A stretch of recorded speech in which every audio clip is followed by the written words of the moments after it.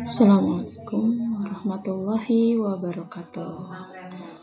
Ya, baik, kita lanjutkan pertemuan kita. Di pertemuan ketiga ini, kalian akan pertama mereview tentang momen inersia yang pertemuan hari Selasa lalu. Kemudian, kalian perhatikan baik-baik ya, pembahasan latihan soal yang Miss berikan.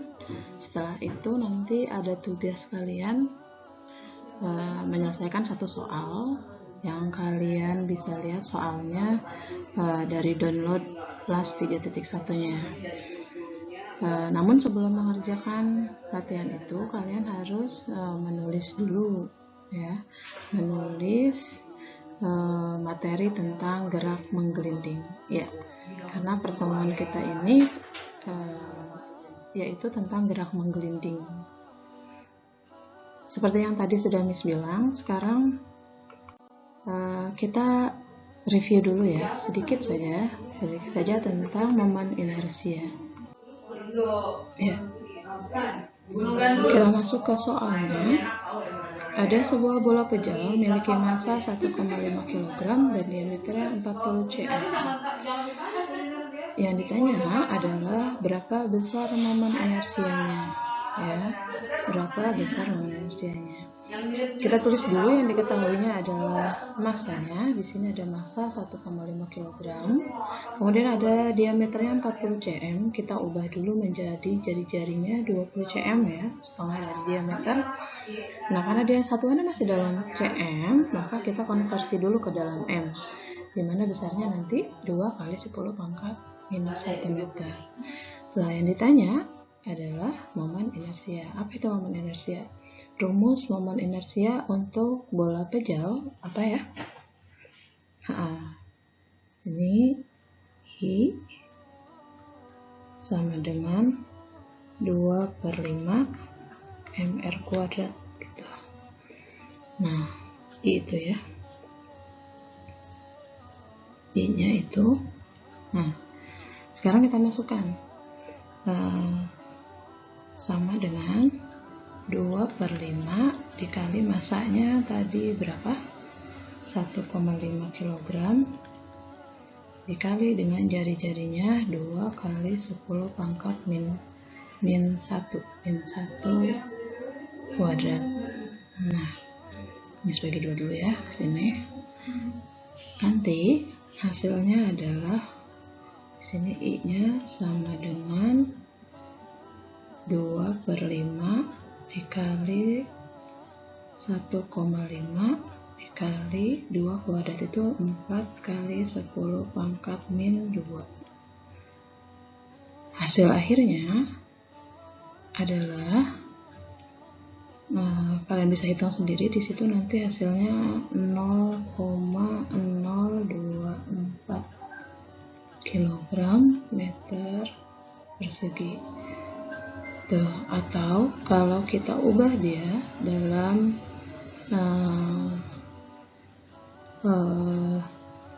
bentuk pangkat, maka hasilnya 2,4 kali 10 pangkat min 2 kg meter persegi.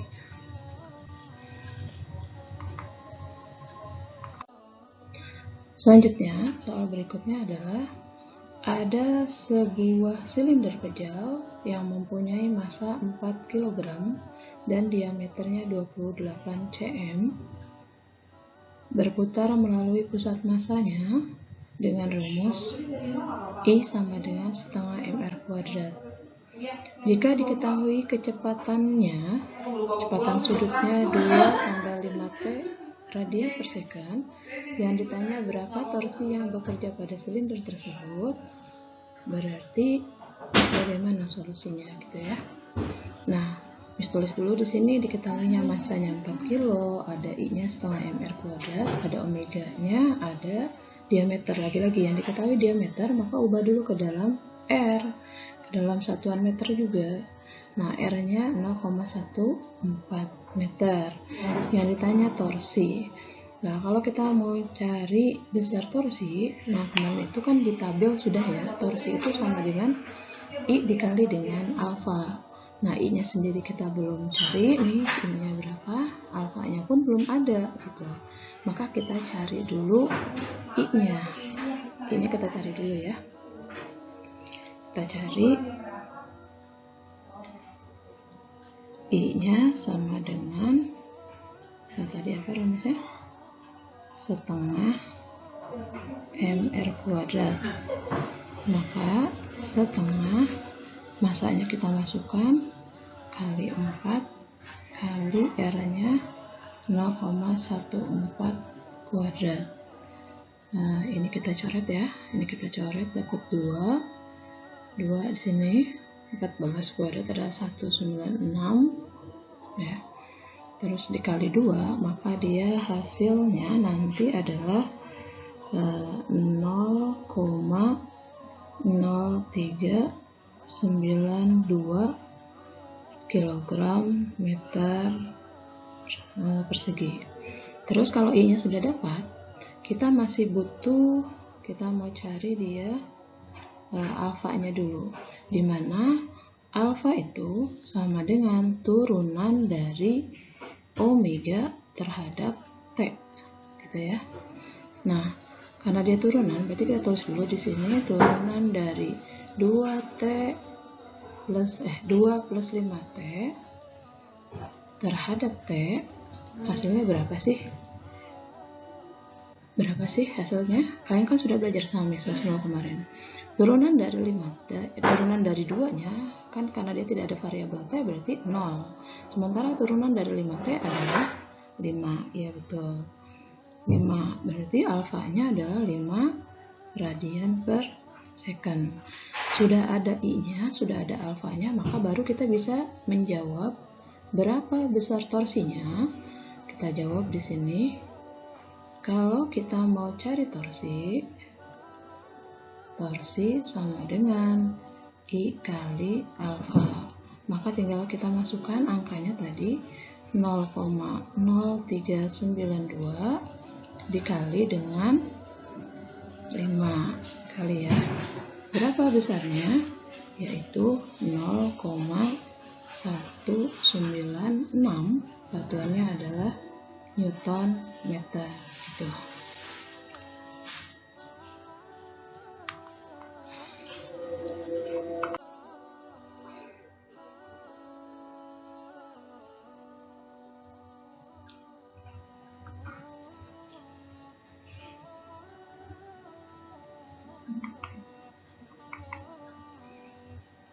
Nah, soal berikutnya ada 2 buah bola.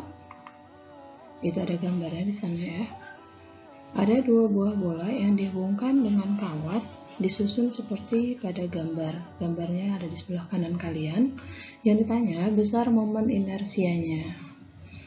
Ya, untuk inersia memang model soalnya bermacam-macam, jadi makanya Miss kasih di sini ada 3 contoh soal yang berbeda-beda tipe ya. Di sini sekarang ada gambarnya seperti ini. Kemudian ini tanda ini adalah porosnya. Kalau ini porosnya berarti inersia yang ada pada sistem ini hanya benda yang 400 gram. Kenapa yang 200 gram tidak punya? Karena si 200 gram ini terletak pada poros, sehingga dia tidak mempunyai jaraknya. Jarak terhadap porosnya adalah 0 gitu. Jadi sekarang yang bisa kita hitung inersia pada sistem ini hanya yang 400 gram dan jaraknya adalah 25 cm. Karena dia satuannya masih dalam standar nasionalnya CGS, cm gram second, maka kita ubah dulu ke dalam satuan MKS, meter kilogram second.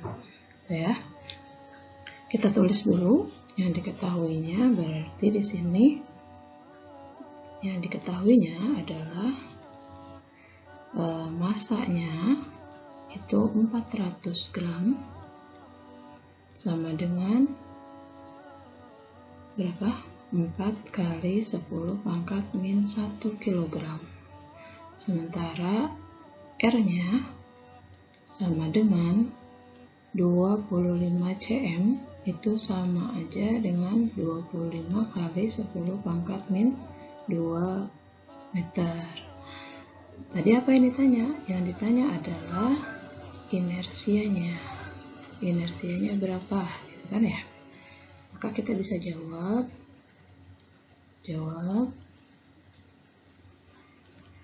inersia sama dengan M kali R kuadrat. Ini R-nya Miss ubah dulu jadi R besar ya.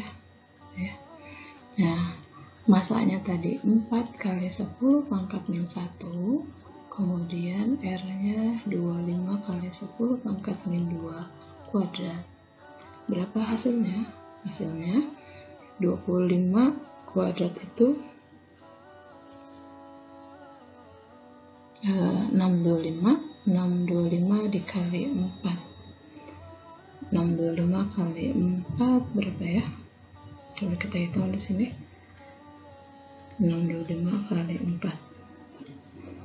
5 kali 4 20, 4 kali 2 8, 10, 4 kali 6 24, 25.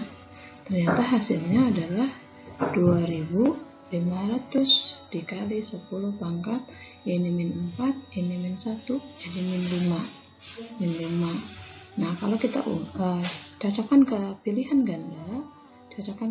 ganda ini, maka dia hasilnya yaitu 25 dikali 10 pangkat min 3.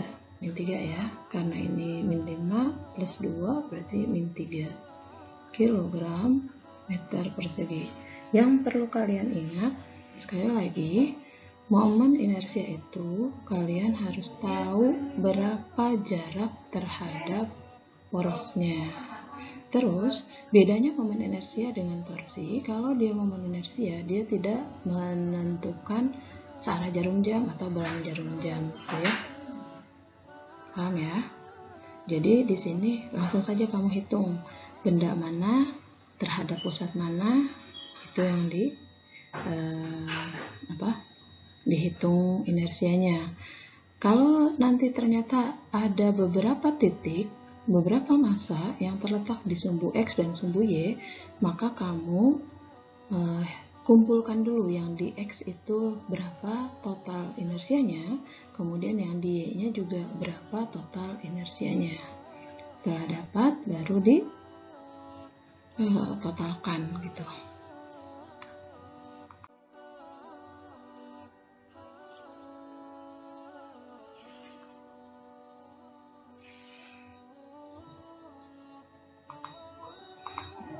Ya, ini tugasnya nanti kalian download soalnya di les 3.1. Sekarang Miss akan membahas tentang gerak menggelinding. Nanti apa aja yang akan dibahas? Pertama, apa sih gerak menggelinding itu? Yang kedua, rumus kecepatan pada gerak menggelinding. Yang ketiga adalah rumus energi kinetik. Yang keempat adalah contoh soal untuk gerak menggelinding seperti apa. Ya. Apa itu gerak menggelinding?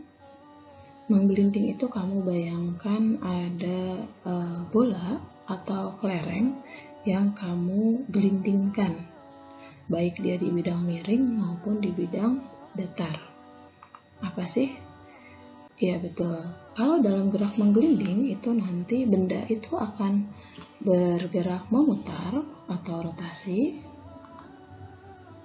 maupun gerak lurusnya juga atau gerak translasi. Jadi gerak menggelinding itu adalah paduan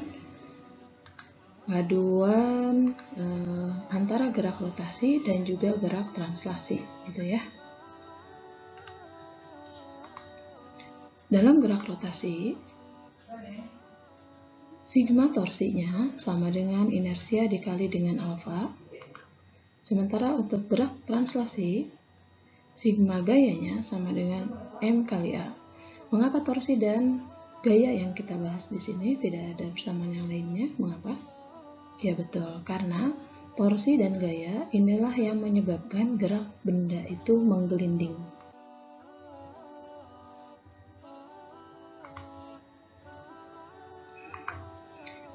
Kita bahas satu-satu. Ini gerak menggelinding pada bidang datar. Perhatikan baik-baik gambarnya. Sini ada di sumbu X, ada gaya ke kanan, ada gaya gesek ke kiri, kemudian di sumbu Y ada ke atas gaya normal, ke bawah ada gaya berat. Tuh ya. Nah, karena dia menggelinding berarti kan semuanya bekerja ya. Untuk persamaan gerak dalam arah normal itu maksudnya sumbu Y, maka N min MG sama dengan 0.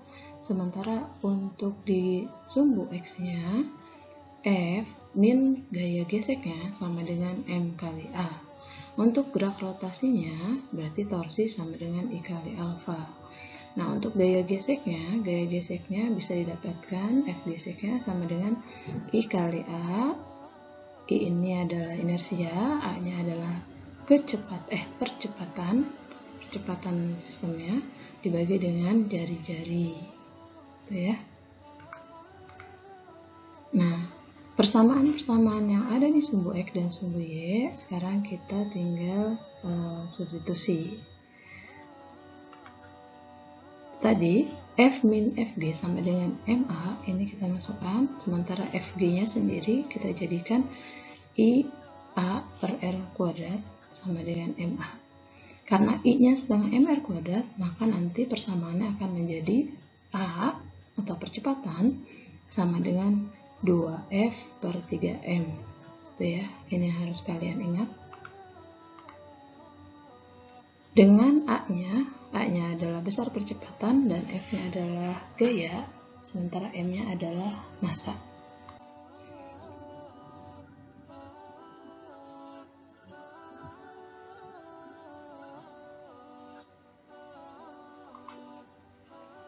Sekarang gerak menggelinding pada bidang miring. Ini dia, ada MG sin theta, ada MG cos theta.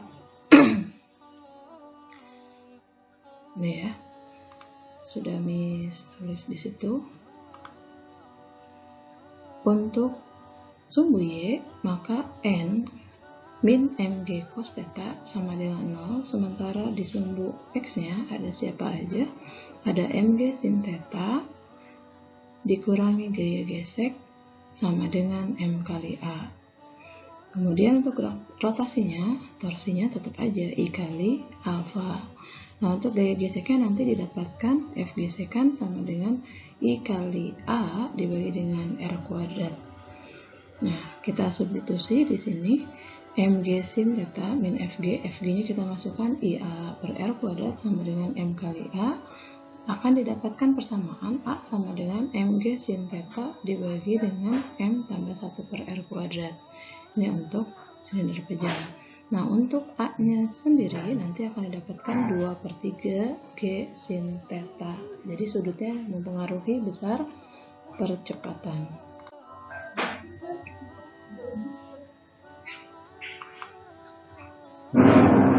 Untuk kelajuan atau kecepatan gerak menggelinding, dalam gerak lurus berubah beraturan yang kalian tahu itu adalah V sama dengan akar 2GH. Sementara untuk gerak menggelinding ini ada perbedaan.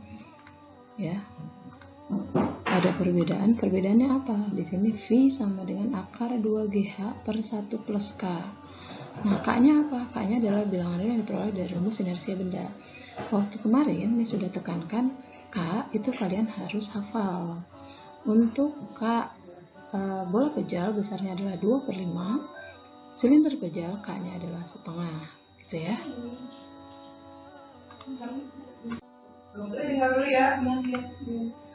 Sementara untuk rumus energi gerak rotasi, Eka di translasi itu kan rumusnya kalian tahunya adalah setengah MV kuadrat.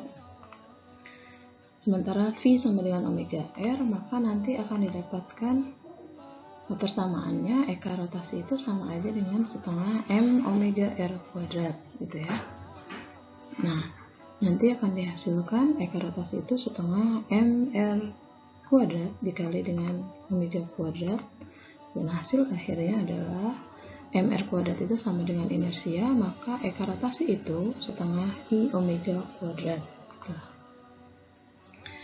Lalu bagaimana dengan rumus energi kinetik gerak menggelinding? Seperti yang tadi sudah Miss bilang, kalau gerak menggelinding itu adalah perpaduan dari gerak translasi dan gerak rotasi. Maka rumus energi kinetiknya pun adalah penjumlahan dari Eka translasi ditambah dengan Eka rotasi, gitu ya. Nah, tadi Eka translasinya apa? Eka translasi adalah setengah mv kuadrat dan Eka rotasinya adalah setengah I omega kuadrat. Tuh.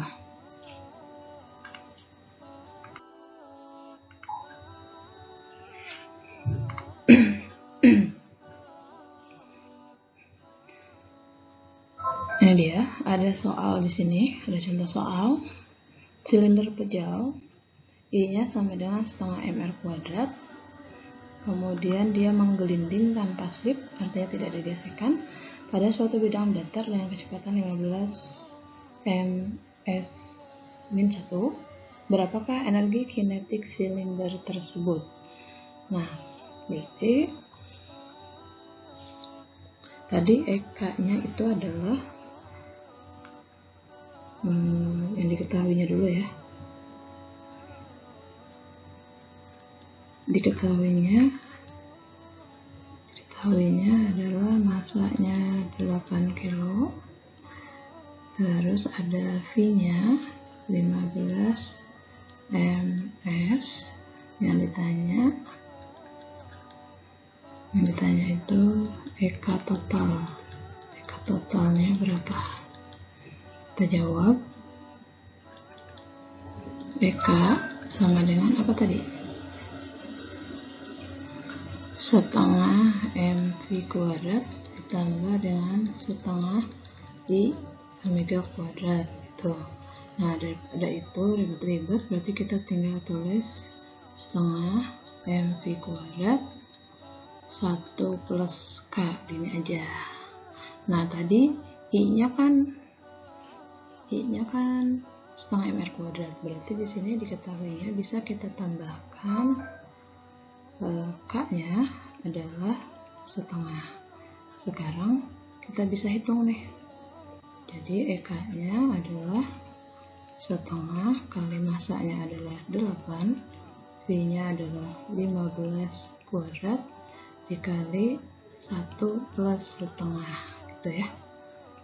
Yang 8-nya kita bisa coret jadi 4, 15-nya adalah 225, berarti di sini 4 dikali 225, 1 ditambah setengah adalah 3/2.